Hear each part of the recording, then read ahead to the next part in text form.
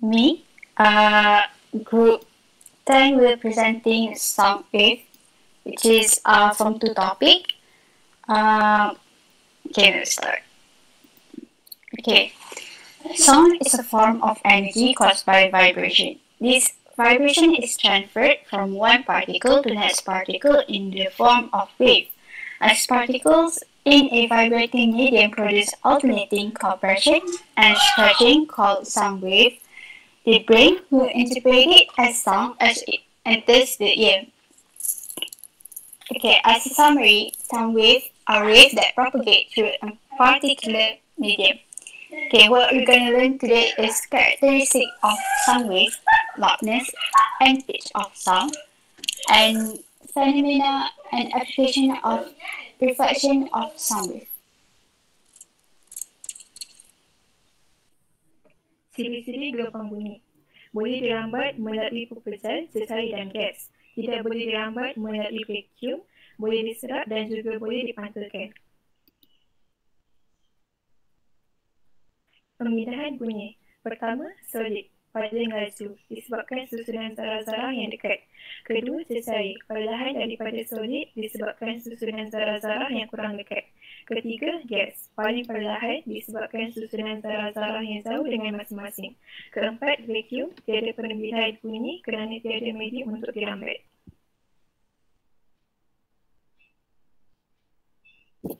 Jenis permukaan. Pemantul bunyi bersifat keras dan licin, contoh seperti dinding dan kepingan aluminium. Penyerap bunyi lembut dan kasar, contoh seperti tuala dan permadani. Kenyaringan dan kelangsingan bunyi. Kenyaringan bunyi. Kenyaringan bunyi merujuk kepada intensitas suatu bunyi, kuat atau perlahan. Kenyaringan sesuatu gelombang bunyi bergantung kepada amplitude tertentu yang berserenjang ke arah perembatan gelombang itu. Perubahan kenyaringan tidak mengubah frekuensi bunyi. Sekali unit ukuran bagi kenyaringan ialah decibel dB. Kelangsingan bunyi digambarkan sebagai ketajaman sesuatu bunyi, sama ada tinggi ataupun rendah. Frekuensi ialah bilangan gelombang lengkap yang dihasilkan dalam satu saat. Unit ukuran bagi frekuensi ialah hertz. Perubahan frekuensi dan kelangsingan bunyi disebabkan oleh pergerakan bunyi, pemerhati ataupun kedua-duanya. Frekuensi semakin kecil bermaksud semakin jauh sesuatu bunyi, semakin kecillah frekuensinya.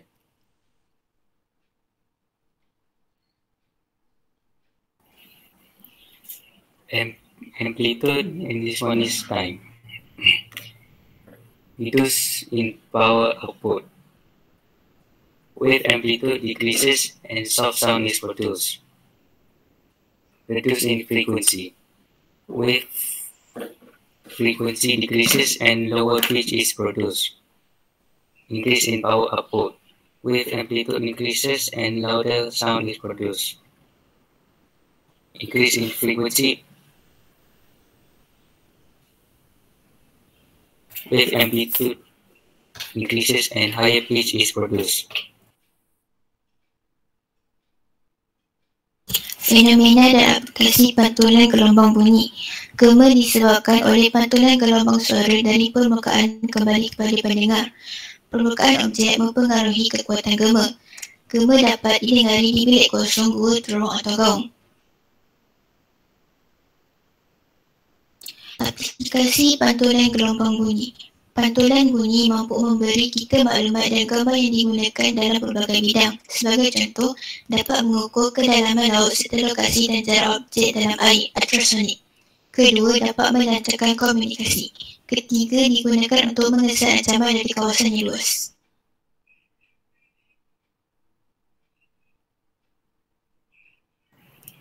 Limitation of hearing.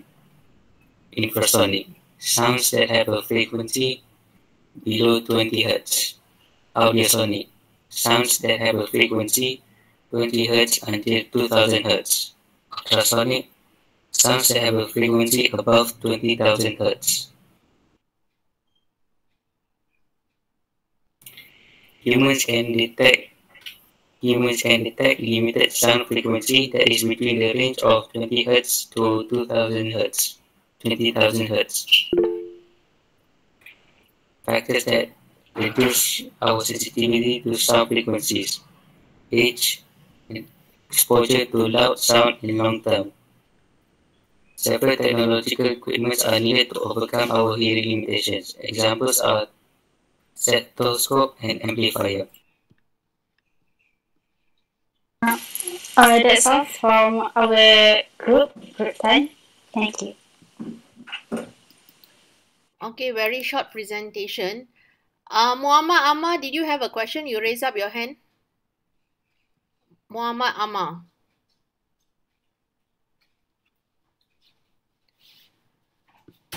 Okay, so thank you group 10 for the presentation. Okay, y'all made your presentation, I mean your slides in point form. So easy to understand, not too cluttered. Okay, very good. Okay, is there any questions? Thank you, teacher. Okay, you're welcome. Good job. Okay. Now from the audience, do you all have any question you want to ask? You can feel free to ask anyone. Okay, so if you do, please put it in the chat. All right. Okay, we'll move on to the second group. Only today there's only 2 groups because there's one group unable to present. All right, so we will have them to present next Thursday. So next Thursday before groups. Okay, so the next group presenting will be from group 12. So group 12, please, you can take over. Okay, thank you, teacher. Okay.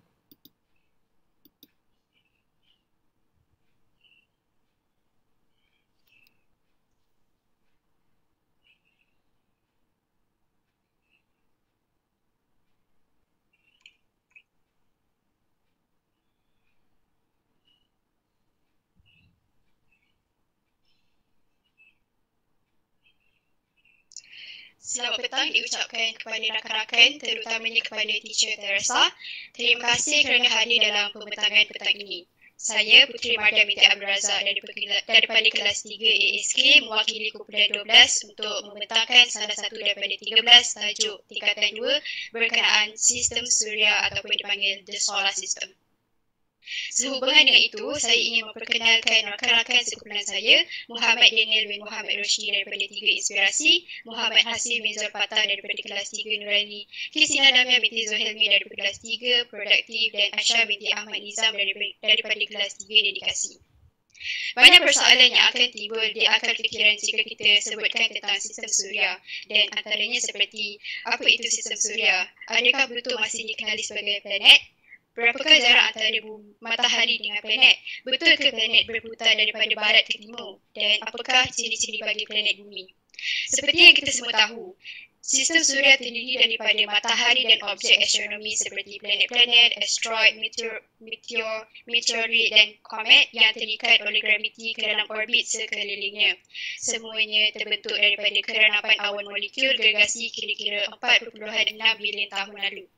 Sebelum saya teruskan, saya harap agar anda dapat memberikan sepenuh perhatian sepanjang pembentangan dijalankan, terutamanya kepada beberapa subtopik yang melibatkan sebilangan nombor dan secara langsung membabitkan pengiraan dan formula. Sekiranya terdapat soalan yang ingin ditanya, sila tinggalkan di dalam chat box tersebut setelah pembentangan habis dibentangkan. Baiklah, tanpa membuang masa, saya persilakan Daniel untuk membentangkan slide-nya seterusnya.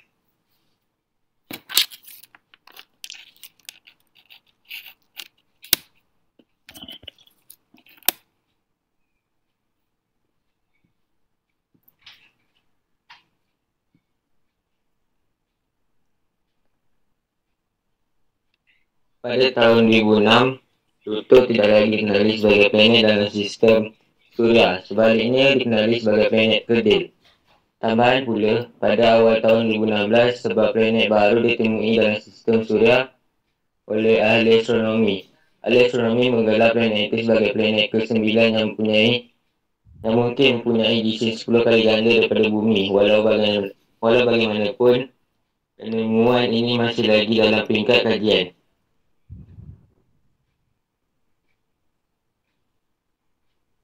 Bab 12 Sistem Suria. 12+1 perbandingan jarak planet dalam sistem suria. Pertukaran unit antara A.U, tahun cahaya dan kilometer. 12+2 ciri umum planet dalam sistem suria. 12+3 hubungan antara suhu dengan matahari. Hubungan antara ketempatan dengan tarikan graviti planet. Hubungan jarak, masa dan kelajuan. 12+4 arah putaran planet. Situasi hipotetikal berkaitan dengan sistem suria. 12+5 ciri bumi yang paling sesuai untuk dihidupkan.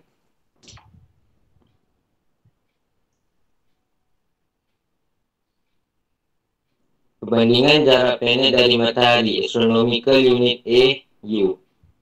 Unit astronomi jarak purata di antara bumi dengan matahari. Kira-kira 93 juta batu atau 150 juta kilometer.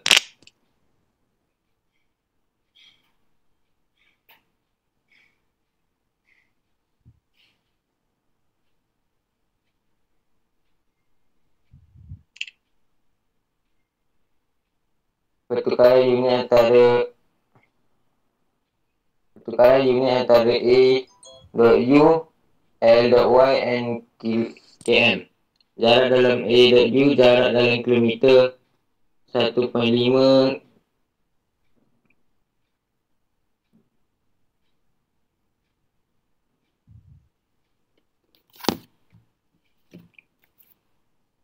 Baiklah, sekarang kita teruskan dengan subtopik 12.2 yang akan dibentangkan oleh Aisyah. Jadi,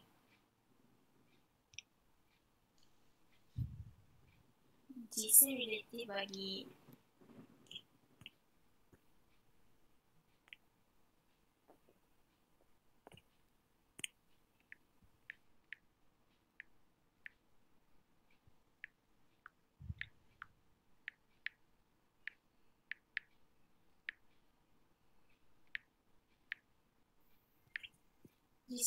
bagi bumi ialah satu bagi hubungan antara ketepatan dengan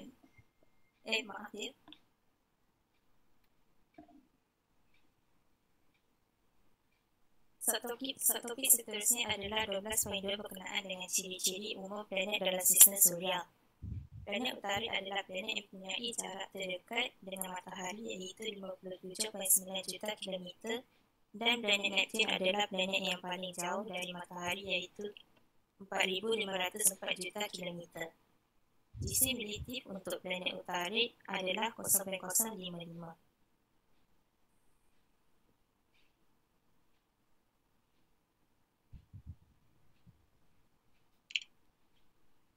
Seterusnya, planet yang mempunyai diameter terbesar ialah Mushtari iaitu kira-kira 1042,984 km. Pertempatan bagi planet Zuhal adalah 0.7 gram per cm padu, dan yang paling banyak adalah planet bumi iaitu kira-kira 5.5 gram per cm padu. Selain itu, terdapat tarikan graviti antara ke-8 planet dalam sistem suria.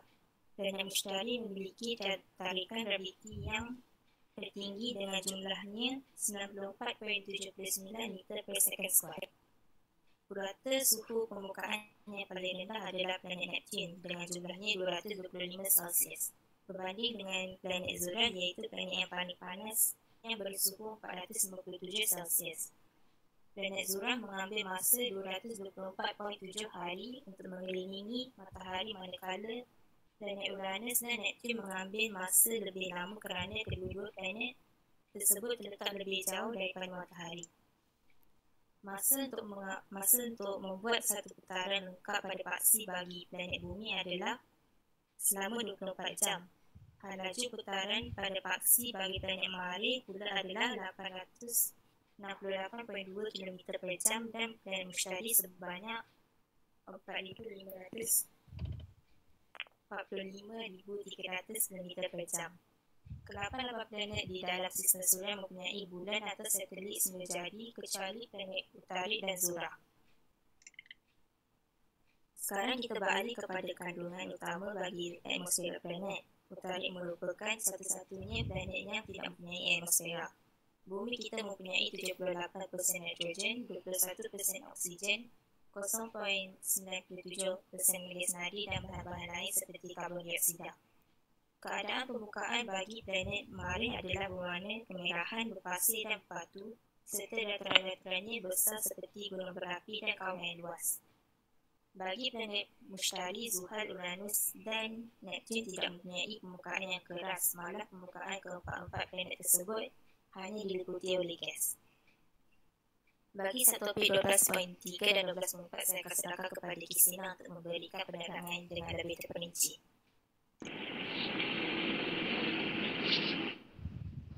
Terima kasih Aisyah.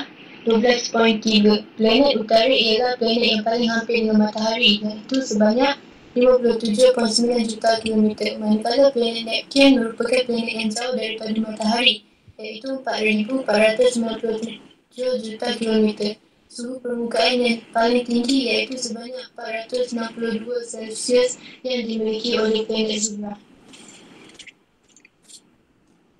Jisim relatif bagi bumi ialah 1 bagi hubungan antara ketepatan dengan tarikan graviti planet.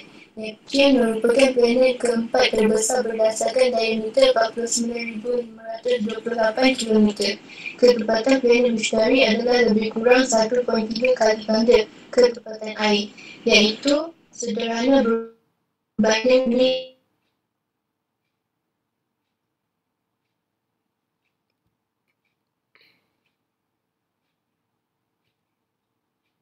kepada hubungan antara jarak, masa dan kelajuan bagi dalam sistem suria.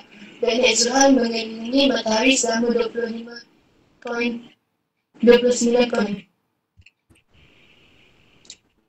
Di samping itu, planet-planet yang mempunyai atmosfera ialah Bumi, Shani, Zuhrah dan Marikh yang manakala Matahari merupakan satu-satunya planet tidak mempunyai atmosfera. Hal ini disebabkan Matahari mempunyai sinaran matahari yang terus sampai ke permukaannya yang menyebabkan bahagian yang menghadap matahari sangat panas, iaitu melebihi suhu 427 Celsius. Bagi planet Mushtari, Zuhal, Uranus dan Neptun pula sering dikelaskan sebagai planet gravitasi. Tarikan graviti bumi adalah bersamaan dengan 9.8 meter per saat. Hal ini bermakna jika kita melepaskan sesuatu objek pada sesuatu ketinggian, objek itu akan jatuh pada kecepatan 9.8 meter per saat pada setiap saat. Tarikan graviti utara dan Marikh adalah lebih rendah daripada bumi. Tarikan graviti Zuhrah adalah hampir sama dengan bumi kerana jisimnya hampir sama dengan jisim bumi. Tarikan graviti Mushtari pula adalah sangat tinggi berbanding dengan bumi. Walaupun ketepatannya sangat rendah, tetapi jisim bagi planet Mushtari sangat tinggi. Bagi tarikan graviti, planet Zuhal, Uranus dan Neptun tidak terlalu tinggi berbanding dengan bumi kerana planet gravitasi bergas mempunyai ketepatan yang sangat rendah. Semakin jauh sebuah planet dari matahari, semakin banyak masa diperlukan untuk mengelilingi matahari dalam satu orbit. Sebagai satu contoh, Neptun ialah planet yang paling jauh dari matahari. Jadi Neptun mengambil masa selama 164.8 tahun untuk mengelilingi matahari dalam satu orbit. Beralih kepada subtopik 12.4. Arah putaran planet dalam sistem suria. Secara ringkasnya, ke-8 dalam sistem suria berputar pada paksinya pada sudut kecolongan yang berbeza. Semua planet berputar dari arah barat ke timur. Hanya bagi planet Zuhrah sahaja berputar mengikut arah timur ke barat. Situasi hipotetika berkaitan dengan sistem suria. Seperti yang kita semua tahu, putaran bumi pada paksinya akan menyebabkan berlaku antara waktu siang dan malam, pertambahan kawasan gurun, berlaku pasang surut air berubah dan suhu pada bahagian bumi yang tidak disinari matahari akan menjadi sangat dingin.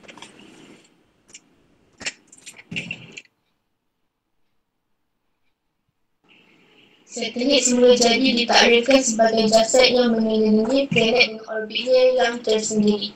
Bulan merupakan satu-satunya satelit semula jadi planet bumi. Bulan berputar pada paksinya dan mengelilingi bumi dalam lingkungan tempoh masa putaran lebih kurang 27 hari. Maka permukaan bulan yang sama akan menghadap ke arah bumi pada setiap masa. Untuk pengetahuan anda, saiz bumi adalah sebanyak 4 kali ganda berbanding dengan saiz bulan. Pada masa ini, bumi merupakan satu-satunya planet di mana kehidupan diketahui wujud. Planet bumi juga boleh diklasifikasikan sebagai Terra yang bermaksud rumah kepada jutaan spesies termasuklah manusia. Bumi dapat menampung hidupan akibat beberapa faktor seperti kehadiran air, sumber mineral, suhu permukaan dan kandungan atmosfera. Sekarang kita akan teruskan dengan subtopik yang terakhir, 12.5. Ciri-ciri bumi yang paling sesuai untuk hidupan yang akan diterangkan oleh Hasif.